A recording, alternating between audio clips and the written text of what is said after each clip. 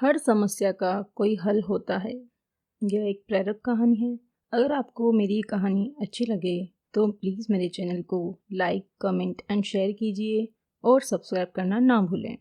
तो आइए सुनते हैं, हर समस्या का कोई हल होता है। एक बार एक राजा की सेवा से प्रसन्न होकर एक साधु ने उसे एक ताबीज़ दिया और कहा कि राजन, इसे अपने गले में डाल लो और ज़िंदगी में कभी ऐसी परिस्थिति आए कि जब तुम्हें लगे कि बस अब तो सब खत्म होने वाला है, परेशानी के भंवर में अपने को फंसा पाओ, कोई प्रकाश की किरण नजर न आ रही हो, हर तरफ निराशा और हताशा हो, तब तुम इस ताबीज को खोलकर इसमें रखे कागज को पढ़ना, उससे पहले नहीं। एक बार एक राजा की सेवा से प्रसन्न होकर एक साधु ने उसे एक ताबीज दिया और कहा कि राजन, इसे अपने गले में डाल लो। राजा ने वह ताबीज अपने गले में पहन लिया। एक बार राजा अपने सैनिकों के साथ शिकार करने घने जंगल में गया।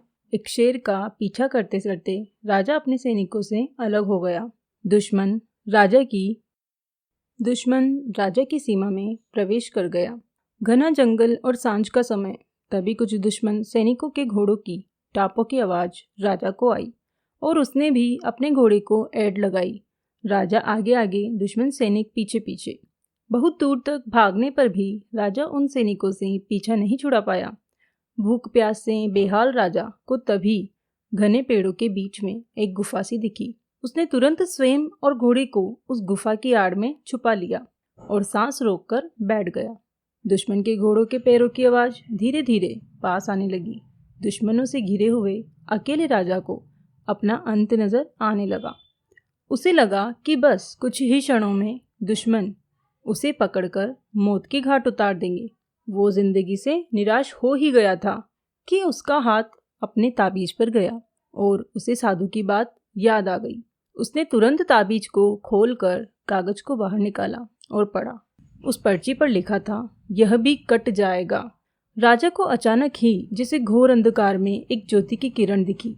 डूबते को जैसे कोई सहारा मिला। उसे अचानक अपनी आत्मा में एक अकथनीय शांति का अनुभव हुआ। उसे लगा कि सचमुच यह भयावह समय भी कट ही जाएगा। फिर मैं क्यों चिंतित हूँ? अपने प्रभु और अपने पर विश्वास रख, उसने स्वयं से कहा कि हाँ, यह भी कट जाएगा। और हुआ भी यही। दुश्मन के घोड़ों के पैरों की आवाज पास आते आते दूर जाने लगी। कुछ समय बाद वहां शांति छा गई। राजा रात में गुफा से निकला और किसी तरह अपने राज्य में वापस आ गया। दोस्तों, यह सिर्फ किसी राजा की कहानी नहीं है, यह हम सबकी कहानी है। हम सभी परिस्थिति, काम, तनाव के दबाव में इतने जकड़ जाते हैं कि हमें कुछ सूझता नहीं है। हमारा डर हम पर हावी होने लगता है। इसीलिए कोई रास्ता, समाधान दूर दूर तक हमें नजर ही नहीं आता। लगने लगता है कि बस अब सब खत्म है ना?